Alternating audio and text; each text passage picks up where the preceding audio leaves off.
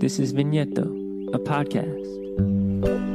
From the sun and soil they grow, from the land and sea they roam, drinking wine in the great unknown. So I'm so excited to be here with Luca Formentini of Selva Capuzza. It's really nice to see you, Luca. Thank you for having me, Susanna. It's a pleasure. It's my pleasure. So I've known you for a while, and I know that sustainability is something that matters a lot to you, but we've never actually had a formal discussion about it. So You're right. What does it mean to Selva Capuzza, in Selva Capuzza? So I would say that it has a constant and it's a constant observation. This is Vigneto, a podcast. The solution that we can apply to do what we do from the land and sea they roam, drinking wine in the great unknown. For new ways to leave a lighter footprint, and we do that in a very holistic way. So we try to take into consideration anything that can come to our mind. So, for example, what are some of the practices that you put in place in the vineyard or in the winery? But you also have a restaurant. You also have a hospitality arm of your. Would you call Selva Capuzza a group? Well, it's not a group because it is owned by the same family, but it's we consider it wine business is a core business in my family since 1917, and the restaurant was established in 1986 as the first agriturismo to be founded in Lombardy, and the reason why we did it was not because we wanted to become restaurant owners or restaurant active in the gastronomy. It was actually the idea to promote our wines together with the local food, because in Italy and in other countries, the local food find the best combination with the local wine, and it's difficult to understand what comes first. And in fact, we say that our restaurant is a restaurant upside down, where we don't match the wine to the food, but we match the food to the wine. And my kind of restaurant. the restaurant in the forest. The restaurant in the forest, that's true. Yeah. It is lovely and green. Yes, it is. And we're lucky, Susanna, because we are in an amazing place.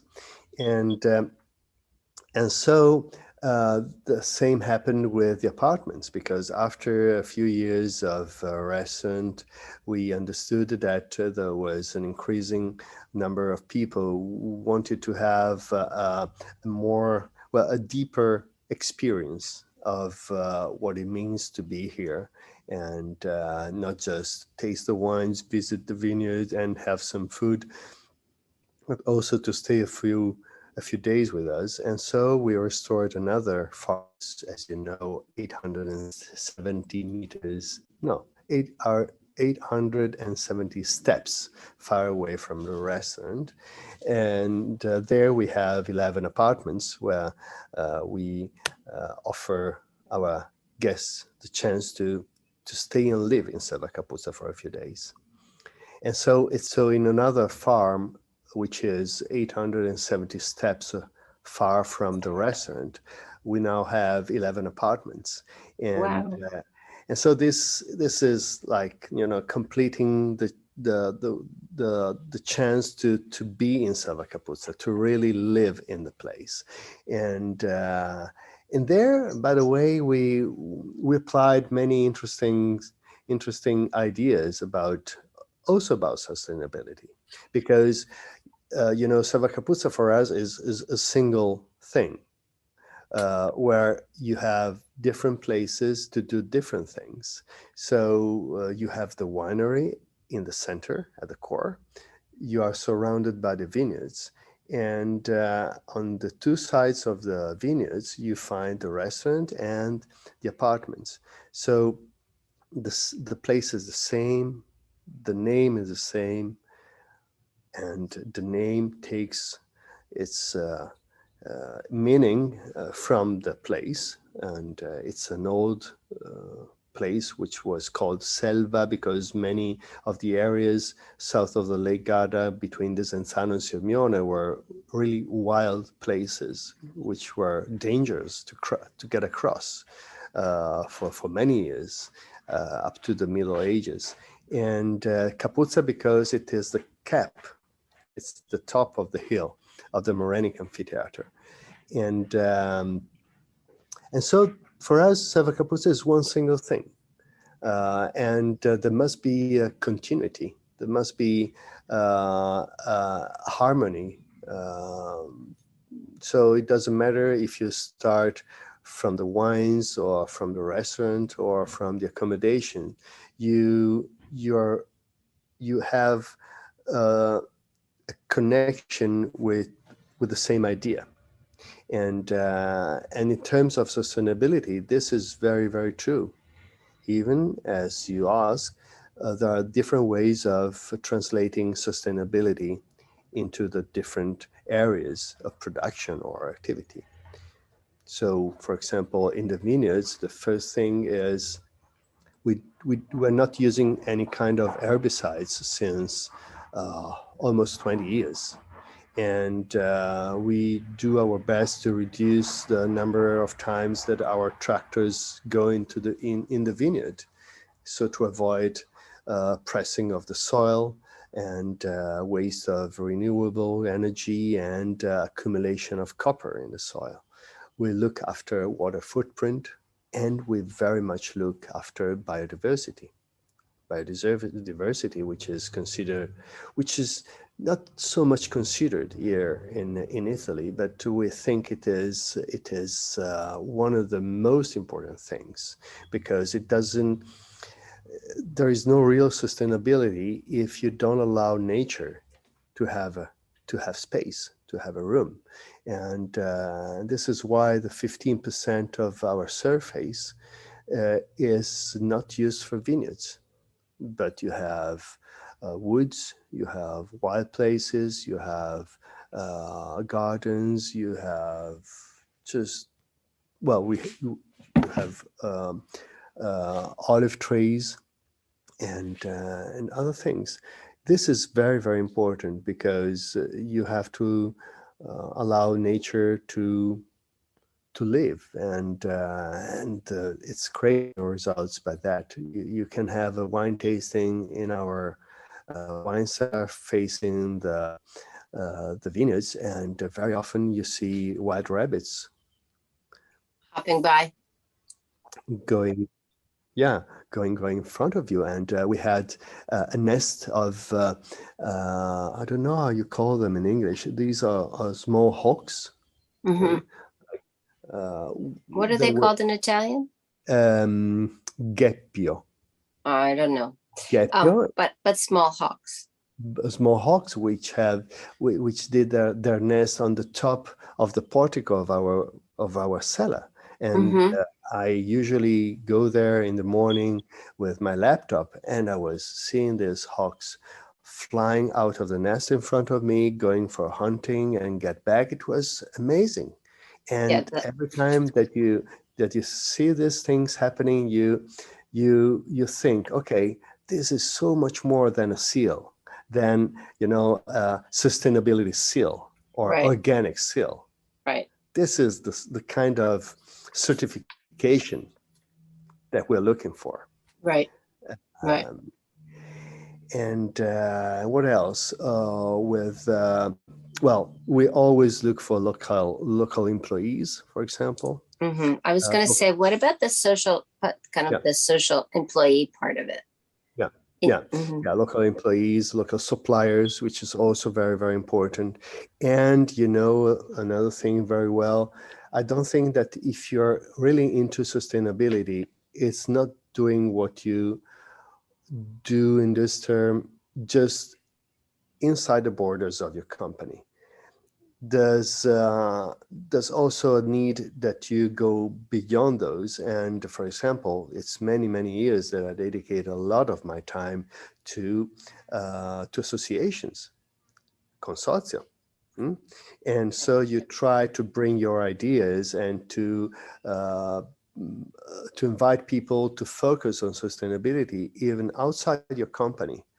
So, for example, when I was president of the Consortium Lugana, I applied many ideas which went beyond our company. So many kind of agricultural practices and trying to bring sensitivity in terms of sustainability in agriculture, and giving a service to all our producers to do so that they could do what they have to do, but with less pollution. And so we have a free service of agricultural consultancy, which is always focused on sustainability, on chemical sustainability, in environmental sustainability. And it's very interesting. I actually didn't know that. So the consortium has that? Yes, there's a consultant who's an agronomist. I don't know if you can say that. Yes. Marco, which is giving bulletins. You have bulletins? Bulletins. I can send you one just for. Oh, I would love that. I'd love to see what. Yeah. Yeah, because he always suggests, okay, there's this now in this time of the year, we have this kind of situation. So I suggest you to take this decision or to use this kind of solution instead of. That's great. That's great. That's great. That's great. Marco is he someone who works with you? Do you work with this person? Is that how you know him? Yeah. He started to collaborate with Consortium Lugana after knowing me. Actually, Marco was the very first person who got me into the more practical way of calculating the CO2 carbon footprint. Really? So we did the first. He did the first CO2 calculator in agriculture, in viticulture, back in, I think it was 15 years ago. Wow. And its name is Ithaca. And Ithaca. Italian carbon calculator, something like that. And it was very, very interesting because we were one of the one of the first wine companies in Italy, just, with fantasy, but really into things, and this made us aware of how many things we can do to reduce the carbon footprint. And but there are many other things. For example, our menus at the restaurant are really focused, so we don't have many different options. Our menu is always changing depending on the season, which is another way to be sustainable, because it means that if you follow the seasons, you can use your local suppliers because you don't need to have out of season products. Right. And which have to be sourced far away from where you are, and then we are using renewable energies. For example, our electric energy comes from renewable sources. In the wine cellar, we are using light bottles. You know that I do. The weight of the glass is the most impactful thing. I do know that. And it's such an under talked about part of the industry. But I remember, I think you were one of the first people that I met who had a much lighter bottle. I also, it's easier to carry a lighter bottle, but I mean, it's because of course, the carbon footprint that you have a lighter bottle. It's like 500 grams, right? Don't you have a bottle that's something like that? Exactly. Much lighter. Yeah, I remember that. Yeah, yeah. Good memory. But I remember next that. week, Tuesday morning next week, I have a meeting with the glass factory to try to make them lighter. Wow. And consider, Susanna, that we are the 30% lighter than the average. I know. I know. I know. Unfortunately, we're still in the world of the heavier the bottle, the more important the wine Yeah, thinking. But I think that's going to change. I really I do. think so. I think so. And another thing, for example, still staying in the wine cellar, is that I never wanted to have the plastic foil Mm-hmm. outside Mm-hmm. of the cartons Mm-hmm. of the boxes. So Mm-hmm. all our boxes are just paper, Mm-hmm. so that uh, we can even print on the top of the paper just with water inks, Mm-hmm. and there is no plastic outside of them. Yeah. So it's very open. So it's not one thing. There's so Right. many. And I think that each company should find a combination of these things and look for new ones. And I guess so. Um, it's kind of evolved through the years, the things that you've added or changed, because Yeah. it's a constant in your thinking. Is that right? Yes, it is true. And a few weeks ago, I got to think about the first thing that I did. And this is very funny, and it might be interesting for you Mm-hmm. in the United States, because the thing light that lit the sparkle of Mm-hmm. sustainability was the Dario company, the guitar string company, Oh, really? from the Why? United States. Uh-huh. Because I play guitar since I was very, very young, I do know. and many years ago, I think it was like, well, I was at the beginning, so it was like 1980, no, 1988, 89. I was beginning to work in the wine company, and I bought a package of strings, of guitar strings from the Dario, the usual model, but it came with a different packaging. And I was, what happened? Let me see if I'm buying the same strings, or if they changed, then I made something wrong. And by looking at the package, I saw that there was a writing with, okay, this packaging is reducing the use of paper. And so it is helping the sustainability of the, and that in the box, instead of having one envelope for each one of the 6 strings, you had the box and one single envelope for all the 6 strings. And so everything started from there. So the first project that I did in my family company was Campo de Soglio, uh, and I was trying to put all my energy into that. And so the first packaging of Campo de Soglio was using recycled paper, was using a carton which was using less paper, and recycled paper on the for the label, which was a crazy thing, because at that time we had no stickers. We had to put the labels on the bottles with the glue, and the recycled paper, after you put glue on that, was like warbling, and it was very difficult to manage. But that was the beginning. And then many other things happened.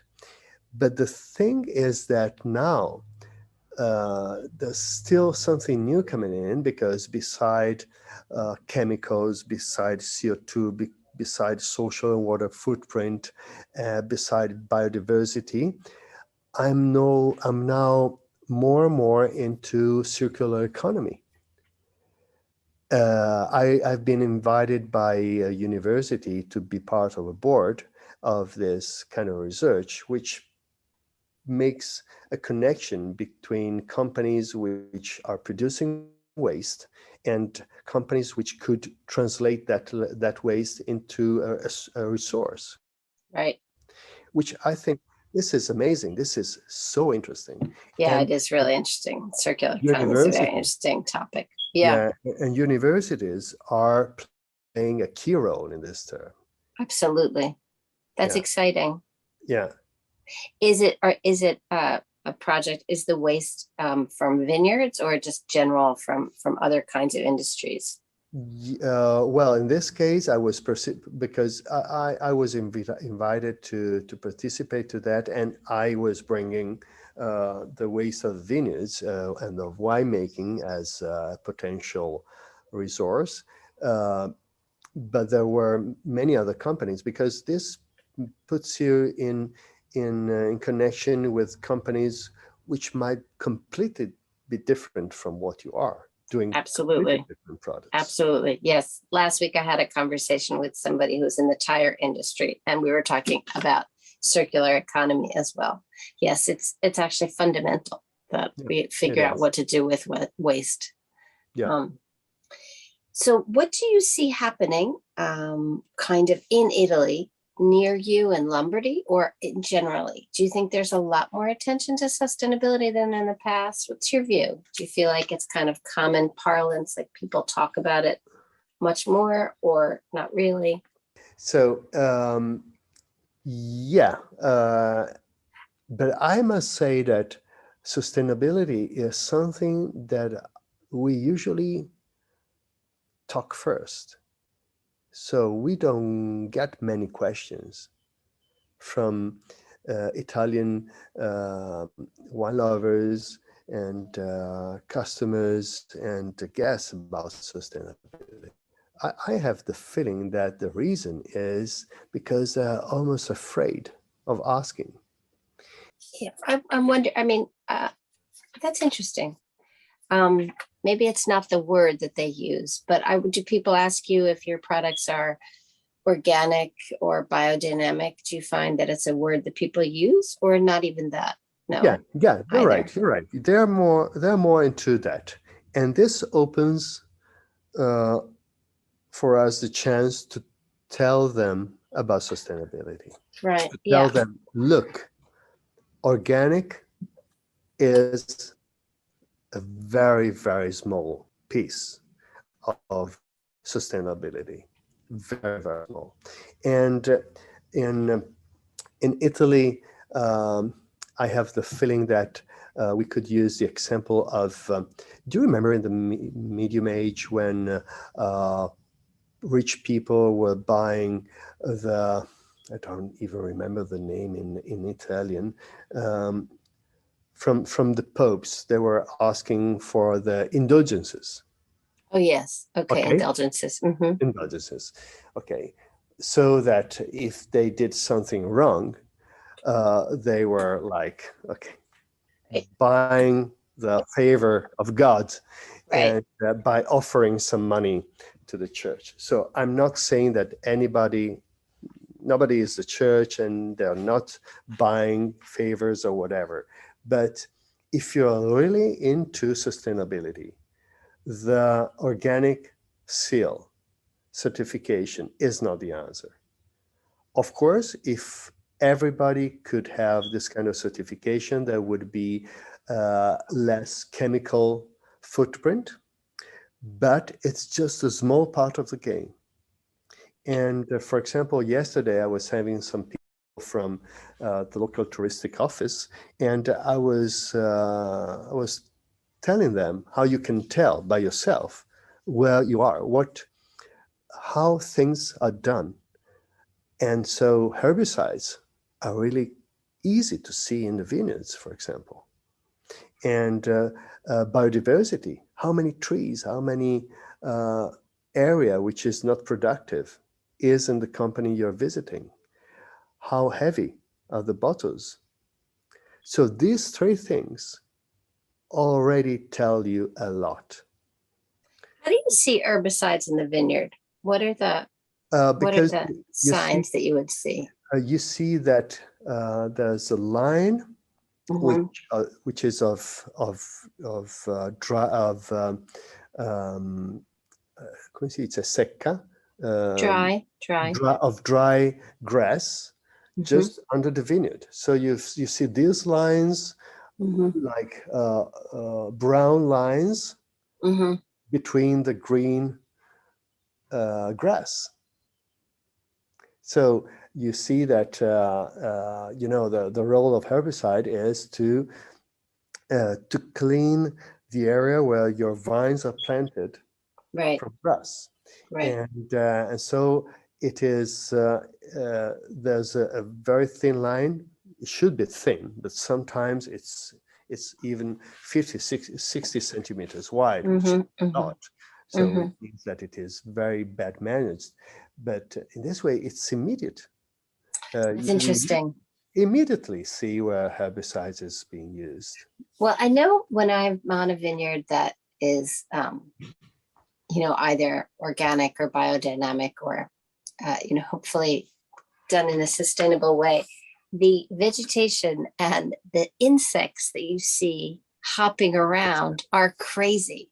And it's just, you feel like, bugs flying by you, which can be annoying, but it's also, you feel the life of the vineyard. Yes, it is. And so I agree. It's just such a different experience that you feel that you're in a living place. It's such a different experience. You feel like you're in a living place when you see all those bugs. It was so nice to see you, Luca. Thank you so much for talking to me. I really appreciate it. And I can't wait to come back and visit Selva Capuzza. I just wanted to know, are there any other thoughts you would like to share about your view of sustainability or what you're seeing in your vineyards or in Italy in general on this topic, or in Europe? Well, I think it's something that people should ask more often. They shouldn't be ashamed about asking about what are you doing to do what you do in the least intrusive way. And there might be many different answers, and I would say that there's not just one correct answer. For each one could be a different combination of solutions. For example, for us here, the organic production as it is intended right now is not a true solution, because you might realize that the quantity of copper that you are spraying could become too much. Because copper is natural, but copper is a metal which is falling in the ground, and each time, when you do organic production, we have a part of the vineyards which are organic because we want to test things. So we really want to try things on our skin. And so we have a part of vineyards which are organic, and but we go there at least the 30% times more than we can do in the non-organic vineyards. But the non-organic vineyards are not deliberate, managed by the kind of products you use. No, they are called reasoned agriculture, reasoned farming. So the most of the products are natural, but you have 2 or 3 kind of products that are a combination of chemical and natural. But these solutions, which are very, very light in terms of the chemical footprint, allow you to reduce the quantity of copper you release on the ground, and also to reduce considerably the number of times you go into the vineyard with a tractor. And each time you go in the vineyard with your tractor, you produce CO2, you waste renewable energies, and you take oxygen out from the ground. And if you really want to be sustainable, the first thing you have to think is that you have allow life to happen. And if you press the ground too much, you take oxygen out, and with no oxygen, the land becomes dead because life is not possible there. So don't stop and don't feel happy when the answer is, yes, I'm certified organic. No. Look after the weight of the glass, look after the biodiversity, look after the use of herbicides and see how curious these people are to find new solutions. So this is the suggestion, because at the end, I think that the more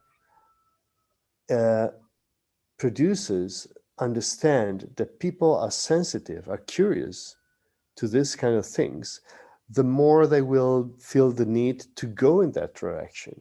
And this is going to be good for everybody of us. Yeah, I think that's a great way to end our chat, because it is true that the more the market asks for something, the more it will happen on producers' end as well, not just in the wine business, but in all businesses. So it's been so great to speak with you. And it's so funny because I hear all the birds chirping out there on your beautiful property. as if on cue, they're like, here we are, happy Selva Capuzza. Yes. So it's so nice to speak with you. And I wish you a wonderful rest of your day. Thank you for taking all this time to chat with me, Luca. I really appreciate it. Thank you, Susanna. It's always a pleasure. And thank you for having me with this important, very, very important aspects of winemaking. Thank you so much. Thank you. That was such a great conversation with Luca Formentini. I'm really excited about my conversation next week, which will be with Kim Iger, head of Food Safety Sustainability Solutions. Kim has spent his whole career looking at sustainability in different industries. I'm excited for our conversation, and I hope you'll join us. You can find the Vigneto podcast, which generally drops on Fridays, wherever you get your podcasts. Thanks so much for listening. I really appreciate it. This is Vigneto, a podcast. From the sun and soil they grow.